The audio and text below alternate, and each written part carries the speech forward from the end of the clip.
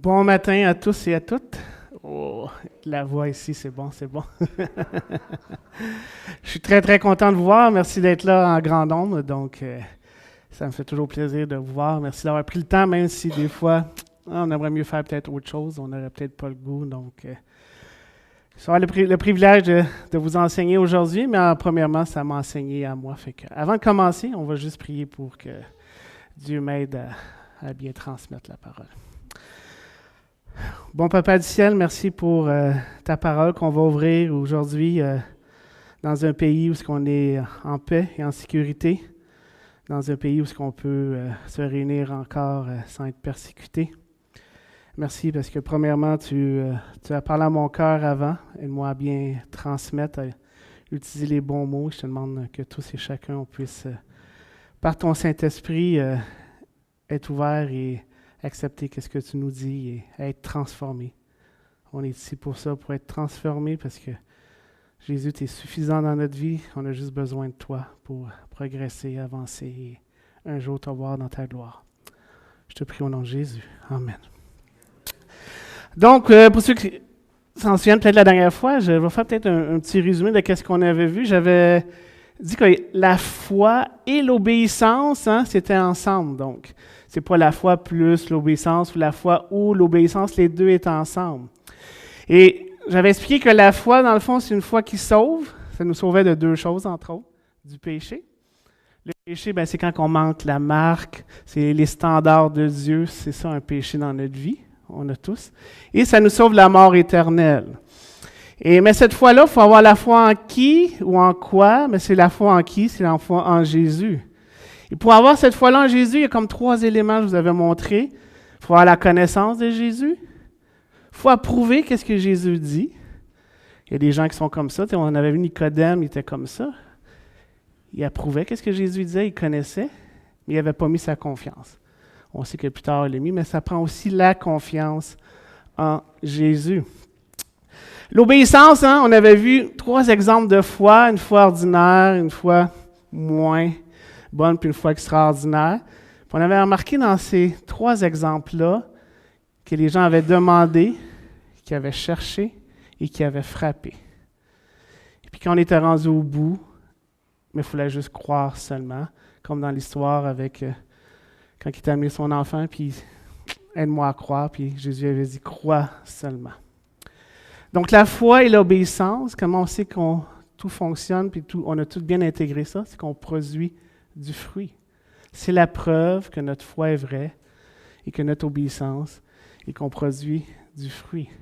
Et cette obéissance-là nous amène une joie complète. Puis après ça, je me suis dit, je vais continuer sur d'autres concepts, là, la sanctification, ces choses-là, mais en lisant, Dieu m'a montré plus que le fruit. Il faut parler du fruit, dans le fond. On a de la misère, des fois, à comprendre, où on dit, moi, je n'ai pas de fruit dans ma vie, je ne sais pas trop comment ça fonctionne. J'avais donné un petit truc que moi, je faisais. Je prenais Galates 5, je regardais le fruit de l'esprit, puis je me posais des questions dans ma vie. Je me faisais un petit inventaire. Est-ce que j'ai l'amour aujourd'hui envers? Est-ce que j'ai été patient? Etc. Mais quand même, je veux qu'on regarde un peu sur le fruit. Et on va regarder aujourd'hui dans Jean 15, donc ceux qui ont leur Bible ou leur cellulaire, Jean 15, versets 1 à 13. Donc vous connaissez bien l'histoire, c'est le cep et les sarments.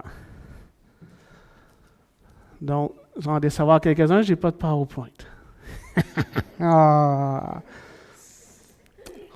Bon, pour ceux qui ne sont pas contents, vous amènerez votre Bible la prochaine fois. Mais non, je vous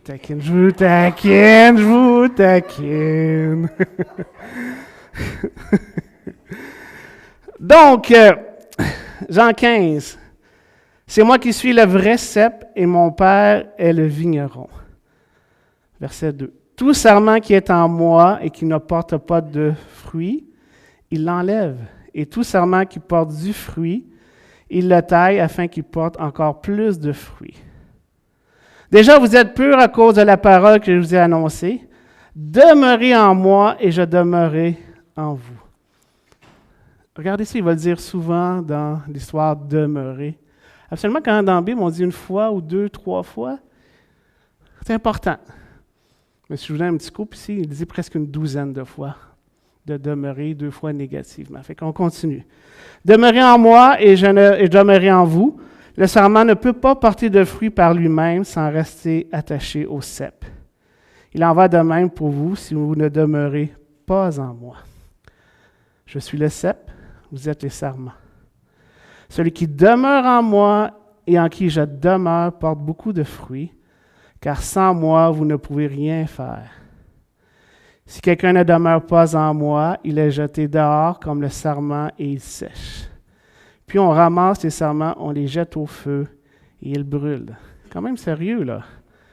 On peut les jeter et être brûlé si on ne porte pas de fruits. Mais si vous demeurez en moi et que mes paroles demeurent en vous, vous demandez ce que vous voudrez et cela vous sera accordé. Ce qui manifeste la gloire de mon Père, c'est que vous portiez beaucoup de fruits. Vous serez alors vraiment mes disciples. Verset 9. Tout comme le Père m'a aimé, moi aussi je vous aimais. Demeurez dans mon amour. Si vous gardez mes commandements, vous demeurez dans mon amour. De même que j'ai gardé les commandements de mon Père et que je demeure dans son amour. Verset 11. Je vous ai dit cela afin que ma joie demeure en vous et que votre joie soit complète. Verset 12. Voici mon commandement. Aimez-vous les uns les autres comme je vous ai aimés. Il n'y a pas plus grand amour que donner votre vie pour vos amis. Donc, une douzaine de fois, Dieu nous dit de demeurer en lui. Mais dans le fond, ça veut dire quoi demeurer en lui? Probablement, c'est des choses que vous savez. Dans le fond, c'est d'avoir une relation avec Jésus afin de permettre de produire du fruit. Ce fruit-là va être produit en nous, puis à travers nous, ça va aller vers les autres, vers les gens de notre entourage. Puis, il y aura 3 éléments qui vous viennent rapidement à l'idée de demeurer en Jésus, c'est de lire sa parole, bien sûr, de prier, confesser nos péchés et d'obéir. C'est des choses que vous savez, que vous réalisez. On voit ici qu'il y a des résultats si on demeure en Dieu. Au verset 7, on a vu que la prière, elle est répondue. Puis que si on prie, puis on n'a pas de réponse, peut-être qu'on ne demeure pas en lui, c'est peut-être une des possibilités. Verset 9, on voit que notre amour pour Dieu va grandir si on demeure en Jésus. Et versets 12 et 13, l'amour pour nos frères et sœurs va grandir aussi. Et on va avoir une joie complète, peu importe les circonstances. C'est des choses que probablement vous savez, que vous avez entendues depuis des années, de méditer, de prier, de servir. Et là, on va porter du fruit. Mais il y a peut-être un élément qu'on oublie là-dedans. Tu sais, quand Jésus a parlé de cette image-là, c'est des gens qui faisaient l'agriculture. Ils comprenaient que quand on taillait, ça prenait du temps. Je ne sais pas si vous avez eu des plantes ou des choses comme ça. Mais si on va tailler, on va enlever, le fruit va venir. Donc, il y avait une notion de temps. Chez nous, on a des pommiers qui ont été plantés. Là. Il y en a un qui est tout croche. Il pousse comme ça. Là. Je lui ai dit, tu vas le couper. On va attendre. On va le tailler un peu, mais là, je pense qu'il s'en vient à sa fin de vie. Là. Parce qu'il ne produit pas vraiment de fruits encore. Mais ceux qui étaient là l'avaient planté, puis il pousse quasiment à 45 degrés. Donc, ça prend du temps pour produire les fruits. Imaginez qu'aujourd'hui, je vous dis, vous avez un cadeau. À chaque jour, vous allez avoir 1 440 $ dans votre compte. À tous les jours. Mais, à minuit, votre compte tombe à 0. À minuit, ton compte va retomber à 0. Je te dépose 1 440 $, mais à minuit, il tombe à 0. Ah, tu vas dire, je vais le placer, je vais l'épargner. Non. Peu importe où ce que tu le transfères, ça tombe à 0. Qu'est-ce qu'on ferait avec cet argent-là, sachant qu'on a 24 heures pour utiliser le 1 440 $? Probablement qu'on l'utiliserait à bon escient, on aiderait des gens, on ferait plein de belles choses. Mais tu sais, dans le fond, là, 1440, c'est le nombre de minutes que vous avez dans votre journée. À tous les jours, vous avez ce nombre de minutes-là qui est déposé dans votre vie. Qu'est-ce qu'on fait avec ces 1440 minutes? Est-ce qu'on produit des fruits ou on fait moins de choses? Peut-être qu'on a produit des petits, des plus gros. Mais à tous les jours, vous avez ce cadeau-là. J'ai ce cadeau-là, 1440 minutes. Comme vous auriez l'argent dans votre compte à tous les jours. Mais, si on veut se baser sur le temps, produire des fruits, le meilleur qu'on peut regarder, c'est Jésus. Hein? Jésus est quand même le créateur du temps. Dans Genèse 1, ça dit quoi? Au commencement. À un moment donné, il n'y avait comme pas le temps. Jésus était hors du temps, Dieu était hors du temps, il a décidé de créer le temps. Et Jésus a créé le temps, il dit au commencement. Et là, il a commencé à faire la création sur plusieurs jours. Petite note pour les hyperactifs, là, qui aiment ça toujours faire des choses. Là. Dans Genèse 2, là, qu'est-ce qu'il a fait, Jésus? Il s'est reposé. Même Dieu s'est reposé. Fait que des fois, il faut prendre le temps d'arrêter. Dieu a passé 6 jours à créer et le 7e jour, il a décidé de se reposer. Ah, Yvan, moi, ça, c'est le sabbat, là, c'est pour les Israël. Non, c'était même pas arrivé encore Israël. Dieu a pris le temps d'arrêter. C'est peut-être ça notre problème à nous, dans notre société, c'est qu'on ne prend jamais le temps d'arrêter pour Dieu, pour les bonnes choses. C'est un peu compliqué des fois à comprendre à Jésus comme en dehors du temps, puis il est venu dans le temps. La seule façon, moi je le comprends bien, c'est comme nous, si on va d'une rivière à la rivière de notre vie, on s'en va, à un moment donné, il va y avoir on devra peut-être faire un portage, il va y avoir des roches, on va faire débarquer. Mais tu sais, Jésus est au-dessus de ça, il voit vraiment la rivière où est-ce qu'on s'en va. On a des choix à faire. Mais Jésus a décidé de descendre de l'extérieur du temps pour venir dans le temps. On va regarder ensemble comment Jésus utilisait son temps, comment il partageait son temps, parce que Jésus a produit les fruits d'une manière magnifique, il s'attend à nous aussi. Et là, je vais faire un petit avertissement, comme dans les films, des fois, avertissement. Je ne mets pas de fardeau à personne aujourd'hui. Chaque situation est particulière. Peut-être que vous avez une petite famille, des enfants, peut-être que votre travail est plus exigeant de ce temps-ci, peut-être que c'est la maladie, vos parents, peu importe. Je ne veux pas vous mettre de pression. Je ne veux pas que personne sorte ici avec un fardeau, mais je veux juste faire réfléchir, évaluer comment sont mes priorités. Dans le fond, c'est une gestion de priorité. Jésus, on va voir comment il gérait son temps, parce qu'il était occupé comme nous, là. Qu'est-ce qu'on a en commun? On est tous occupés. C'est sûr et certain, si on se parle, on est tous occupés à quelque chose. On est soit occupés à des choses qui peuvent être importantes, aller travailler, entretenir la maison, imaginez les choses que vous faites pour maintenir notre vie. On a des choses qui sont importantes, mais c'est quand même des choses qu'on s'occupe. Et à l'autre section aussi, il y a des choses qu'on fait, qui sont les choses moins importantes. Pas mal bon des fois là-dedans, là, c'est rien à faire. Comme mes jeunes, ils disent chiller. Hein? On aime ça chiller, les autres aiment ça de relaxer. Les réseaux sociaux, la TV, mais tu sais, les choses moins importantes. Des fois, on est pas pire là-dedans, puis des fois, ça peut prendre une grosse part là-dedans. Que Jésus n'avait peut-être pas des réseaux sociaux, mais il a eu l'occasion, en guillemets, de chiller ou de pas faire ça. Dans le fond, on est occupé soit à faire des choses, puis je pense que Jésus est occupé à des relations. Si on regarde la vie de Dieu, quand j'ai regardé, puis dans Marc, ça m'a sauté à la tête que Jésus, sa priorité, c'était les relations. Premièrement, sa relation avec Dieu. Même s'il était occupé, il passait des journées à guérir. Il y en avait des choses à faire, mais des fois, il arrêtait. Pas juste des fois, il arrêtait souvent. Mais il arrêtait tous les jours, finalement, pour maintenir sa relation avec Dieu. Et bien sûr, sa relation avec ses disciples qui entretenaient. Il les a pris sous son aile.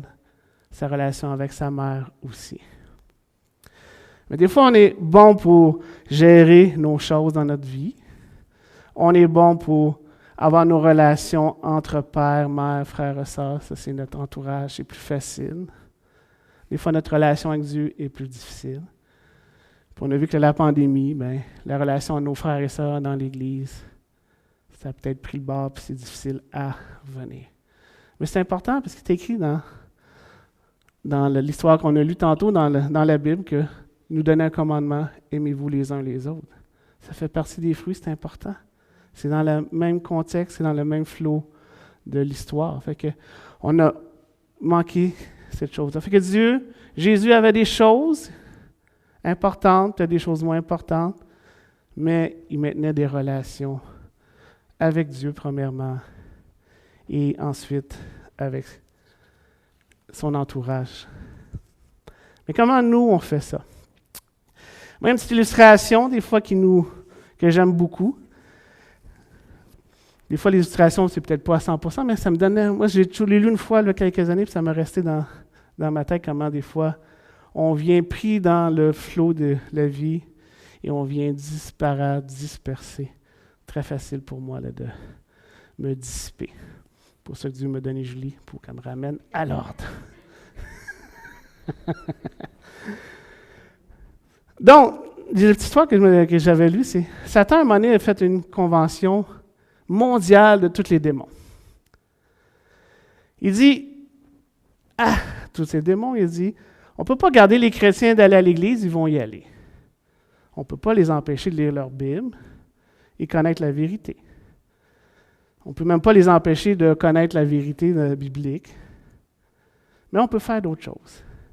On peut les empêcher d'avoir une relation intime avec Jésus, qui se renoue de jour en jour. C'est ça que je veux que vous fassiez, mes chers démons. Distrayez-les pour qu'ils n'aient pas le goût, l'amour, la relation avec leur Seigneur à tous les jours. Puis on se dit, comment on va faire ça? Bien, gardez-les occupés avec des choses non essentielles pour qu'ils soient toujours occupés leur tête. Demande-leur de dépenser tellement d'argent qu'ils doivent travailler trop par jour, des 10, 12 heures. Convainc-les de toujours travailler 6 à jours par semaine pour qu'ils puissent garder leur style de vie. Empêche-les de passer du temps avec leurs enfants, leurs familles vont éclater. Empêche-les de tellement les occuper que leur petite voix dans leur tête va les empêcher de dire qu'est-ce qui va pas bien, qu'est-ce qui va bien, parce qu'ils vont être tellement occupés. Occupe-les de la musique tout le temps, occupe-les des réseaux sociaux, des nouvelles 24 heures sur 24, toujours un bruit dans leur tête. Puis même quand ils prennent des vacances, occupe-les tellement que quand ils reviennent de vacances, ils sont plus fatigués que quand ils ont pris leurs vacances. Hein? Moi, j'en connais des gens comme ça au travail. « Ah, je suis assez fatigué. J'ai passé 3 semaines en vacances, mais c'est ça. » Puis même quand ils font des bonnes choses dans l'Église, ils sont tellement occupés qu'ils vont se fier sur leur force, leur sacrifice à eux et non sur le pouvoir de Jésus.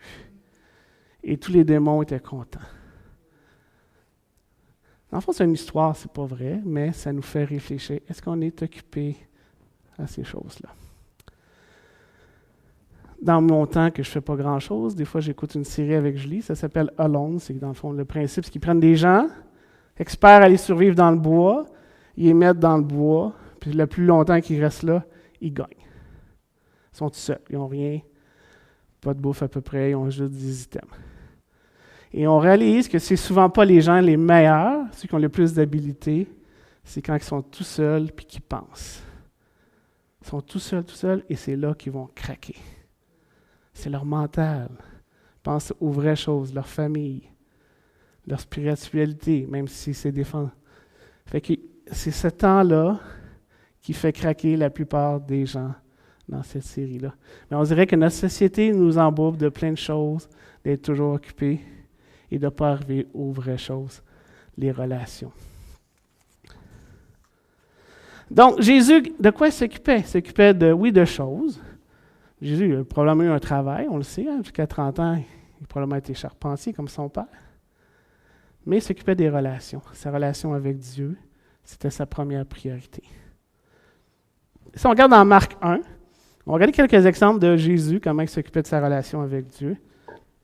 Marc 1, verset 35, verset 39. Mais juste avant, c'est au verset 33, « Toute la ville était rassemblée devant la porte. Il guérissait beaucoup de personnes qui souffraient de diverses maladies. Il chassait beaucoup de démons, puis il ne leur permettait pas de parler parce qu'il les connaissait. » Ça, c'est le soir après le coucher du soleil. Il a eu sa journée, il a quand même guéri les gens, il a fait tout ça.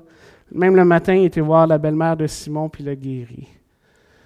Mais c'est quand même intéressant, après, au verset 35, « Vers le matin, alors qu'il faisait encore sombre, il se leva et sortit pour aller dans un endroit désert où il pria. » Que Jésus prenait le temps de sortir, d'aller faire ces choses. Wow, j'avais pas de PowerPoint, mais ils sont vite, les gars. Excellent, merci. Fait que Jésus a guéri, il a passé la journée, même après la soirée, il avait même guéri la belle-mère de Pierre, qui était son disciple. Mais qu'est-ce qu'il a fait? Vers le matin, quand il faisait noir, il est sorti dans un milieu de désert pour aller prier. Donc, c'était sa priorité, sa relation avec Dieu. Marc 6, 45 à 46. Donc, c'est l'histoire quand Jésus, dans le fond, a fait le miracle de nourrir 5000 personnes. Qu'est-ce qu'il fait après? C'est quand même intéressant. Il est passé à nourrir les gens toute la journée. Verset 44. Ceux qui l'avaient mangé, les pains, étaient au nombre de 5000. Hein, vous vous en souvenez, Jésus avait prêché, il y avait des gens qui s'étaient venus, puis il manquait de nourriture. Et les disciples disent, bon, on va les renvoyer chez eux. Non, il dit, qu'est-ce que vous avez? Finalement, il les a nourris. Et verset 46, quand il les eut renvoyés, il a même renvoyé ses disciples, il s'en alla sur la montagne pour prier. Encore une fois, Jésus prend le temps de prier. Et l'exemple ultime que vous connaissez hein, dans Marc 14, 26 à 42, quand Jésus va avant d'être crucifié, il s'en va prier. Ses disciples sont là, il l'abandonne, il va prier plusieurs fois. Tellement qu'il a prié intensément, il y a des gouttes. Je vais vous montrer quelques exemples que Jésus, sa priorité, c'était Dieu. Il aurait pu passer des journées, des soirées à guérir ou rester avec ses disciples, à rien faire. Mais sa priorité, c'était toujours avec Dieu. Même s'il y avait eu des journées extraordinaires, il a fait des miracles, le lendemain matin, il priait. Il a nourri une multitude, il allait se mettre dans un endroit tranquille, puis il priait.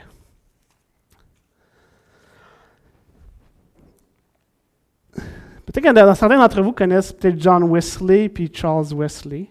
C'est des gens qui sont nés dans les 1600, 1700. Donc, c'est eux qui ont comme fondé la branche méthodiste du protestantisme. Deux hommes super travaillant pour l'œuvre de Dieu. On dit que John Wesley a prêché à 1 million de personnes. Pas que son compte Twitter ou à pied et à cheval. Là. À 80 quelques années, il prêchait 3 sermons par jour, puis il se trouvait paresseux. Vous voyez le genre de personne. Il a prêché autant de sermons que Sylvain, 40 000 sermons. C'est incroyable. 40 000 sermons qu'il a prêchés. Charles Wesley, son frère, c'était plus un musicien. Lui, il a composé 6600 cantiques. C'était des hommes qui étaient investis pour Dieu. Mais il y avait sa mère, Susanna, qui est née en 1669. Elle a eu 19 enfants, donc ces deux-là. Il y en a 9 qui sont décédés à l'époque. En 1600, c'était plus compliqué peut-être la vie. Il fallait bien sûr aller chercher le bois, faire ces choses-là. Elle a décidé d'éduquer ses enfants à la maison. Probablement qu'il n'y avait pas d'école. C'est une femme qui avait du caractère. Elle a éduqué ses gars comme ses filles. Les filles apprenaient à lire comme les gars. C'était la même chose. Il n'y avait pas de différence. À chaque jour, elle prenait 1 heure avec chaque enfant pour leur parler, malgré qu'elle avait une grosse maisonnée qu'elle s'occupait. Mais sa relation principale, c'était avec Dieu. C'était connu dans la famille, les enfants. Elle prenait sa Bible, elle allait dans sa chaise favorite, elle s'assoyait, elle prenait son châle, puis elle le mettait par-dessus sa tête. Et tous les enfants le savaient qu'il ne fallait pas les déranger. Probablement, elle devait leur dire une affaire comme « Si tu ne saignes pas et il n'y a rien de cassé, viens pas m'achaler. » Ça devait être comme ça. Fait que pour elle, malgré une grosse maisonnée, une dizaine d'enfants, elle devait prendre son temps avec son Dieu. Et les enfants le savaient. Est-ce que c'était super long? Peut-être que non, mais c'était la priorité et tout le monde le savait. Et deux de ses enfants ont fait que John Wesley et Charles Wesley. Puis en lisant son histoire, elle a eu comme un peu sa pandémie à elle, parce que son mari a dû quitter pendant un temps, parce qu'il était pasteur. Il a dû quitter. Et elle s'est ramassée seule, sans pasteur et tout. Est-ce qu'elle a arrêté d'aller à l'assemblée? Mais non. Elle a décidé de prendre les sermons de son mari et de son père, qui était pasteur, puis elle a commencé à lire les sermons à ses enfants. Elle devait être bonne, parce qu'à un moment donné, il y avait 200 personnes qui allaient l'écouter, lire les sermons de son mari et de ses enfants, pendant que son mari a quitté pour une longue période. Fait que pour elle, c'était une priorité. Sa priorité, c'était sa relation avec Dieu. C'était important, les fins de semaine, le dimanche, d'avoir l'assemblée avec son Dieu. Là, tu vas dire, Yvan, ouais, mais là, moi, je ne peux pas juste être ancré en Dieu. On ne demande pas de faire un déséquilibre ici, là. Sinon, aller dans un monastère, ils l'ont essayé pendant des siècles, ils faisaient juste ça. Mais c'est quand même drôle, John Wesley, on parle qu'il a fait 40 000 sermons, mais John a probablement eu une vie un peu déséquilibrée. Pourquoi? Parce qu'il s'est marié à 48 ans, et il avait décidé jusque-là d'être célibataire. Il disait que moi, je vais travailler pour Dieu, je vais travailler pour Dieu. Puis il a décidé de se marier à 48 ans avec une veuve qui avait des enfants. Et le mariage n'a pas fonctionné. Pour la simple raison que sa femme et lui, ils n'étaient jamais à la maison, la relation n'était pas là. Il y a eu un déséquilibre, il était juste avec Dieu. Il a manqué la relation à côté. Il n'a peut-être pas appris ça de sa mère ou il y a eu un déséquilibre, il n'aurait peut-être pas dû se marier. Fait que c'est une question de priorité. Ce n'est pas d'être toujours dans votre Bible, mais c'est d'avoir la priorité, comme Susanna faisait, prendre son char, son temps avec son Dieu. C'était la priorité, tout le monde le savait.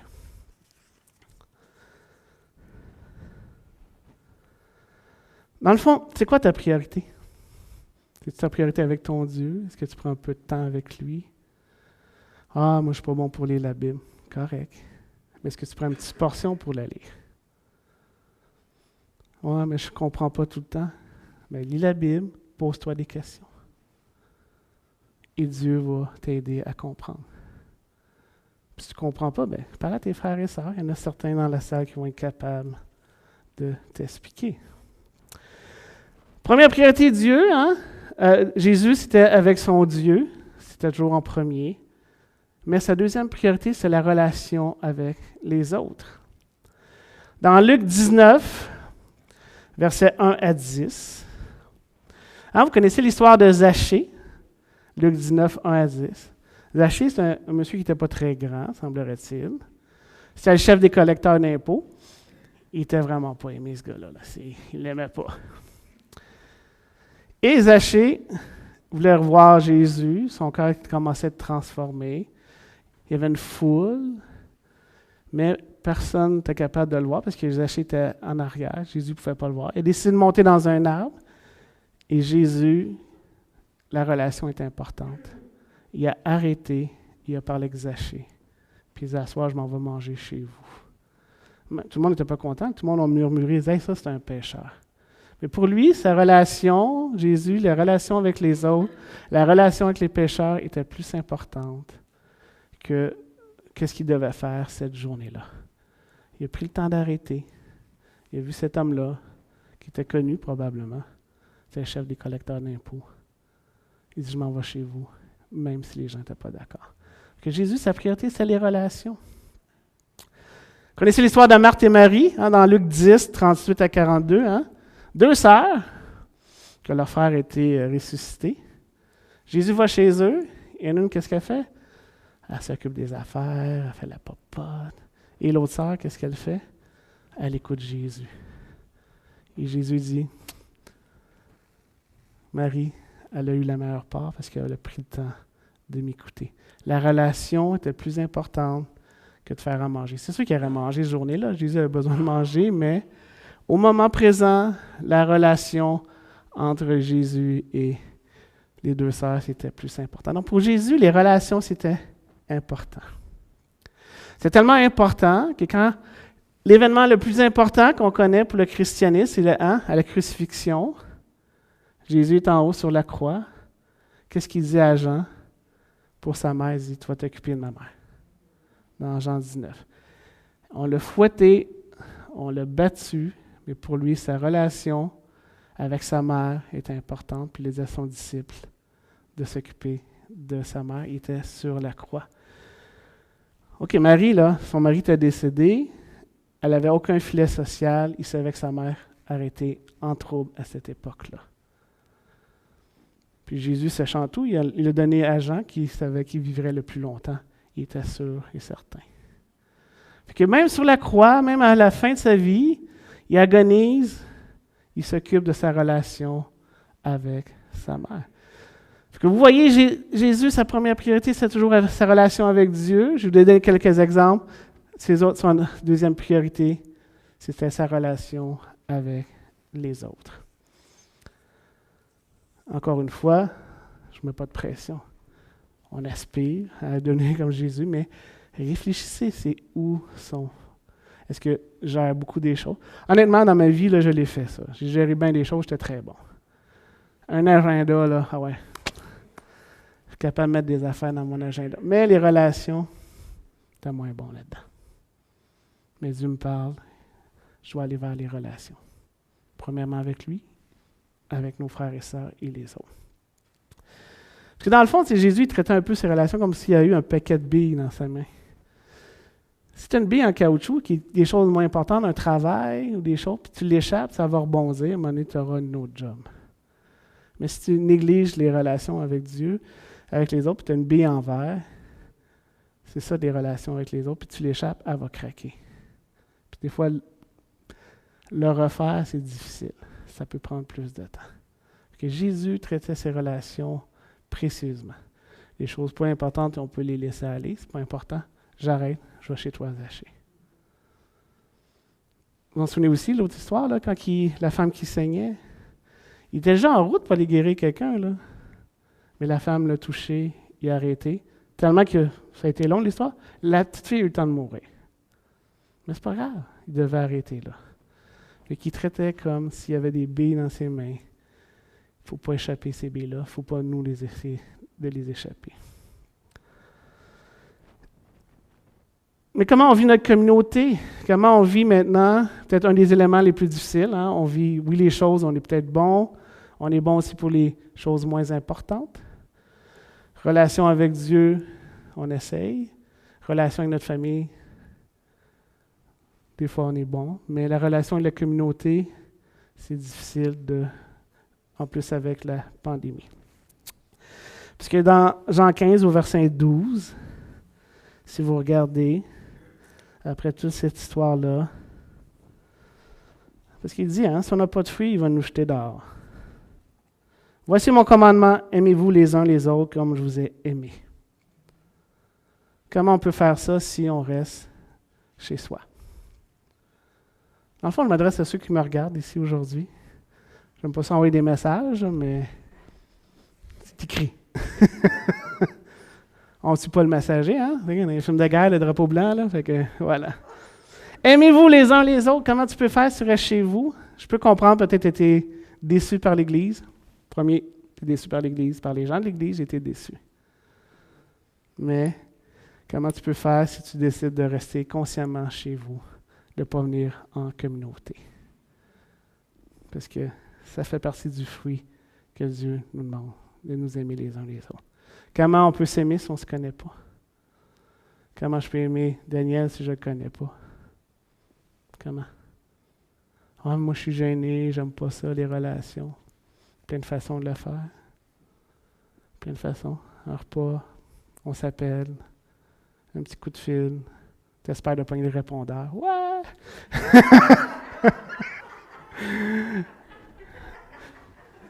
Mais c'est important, Dieu nous dit d'avoir des relations. C'est l'ingrédient, je pense, qui est oublié. On a oublié qu'il faut prendre le temps. On est tellement occupé qu'il faut maintenant s'occuper des relations dans notre assemblée. Pas besoin d'avoir des programmes, plein de choses, de se fier sur nous, puis de vouloir pousser. Commençons par avoir une relation, les uns les autres, d'apprendre à se connaître. C'est le plus beau milieu, ce que des gens les plus différents vont être, c'est dans une assemblée.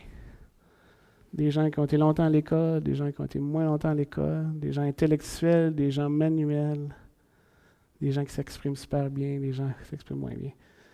Mais on est tous sauvés. Puis c'est Jésus qui nous a sauvés. Donc, qu'est-ce qu'il faut faire? Tu es occupé. Tu vas t'occuper des choses importantes. Tu vas t'occuper des choses moins importantes. Mais ta priorité, c'est ta relation avec Dieu. C'est ta relation avec les autres. Et c'est ta relation avec ta communauté qui t'a placé ici à l'Église. Oh, mais je ne suis pas capable de le faire. Ben, Jean 15, verset 5, en terminant. Je suis le cep, vous êtes les serments, celui qui demeure en moi et qui je demeure en lui porte beaucoup de fruits, car sans moi, vous ne pouvez rien faire. Ta job, c'est de demeurer en lui. Tu n'es pas capable, tu ne peux pas rien faire. Demande-le à Dieu. Rétablis ta relation. Rétablissons notre relation, notre communauté ici, à l'Assemblée Saint-Liboire. Merci de m'avoir écouté. Je vous souhaite un très, très beau dimanche.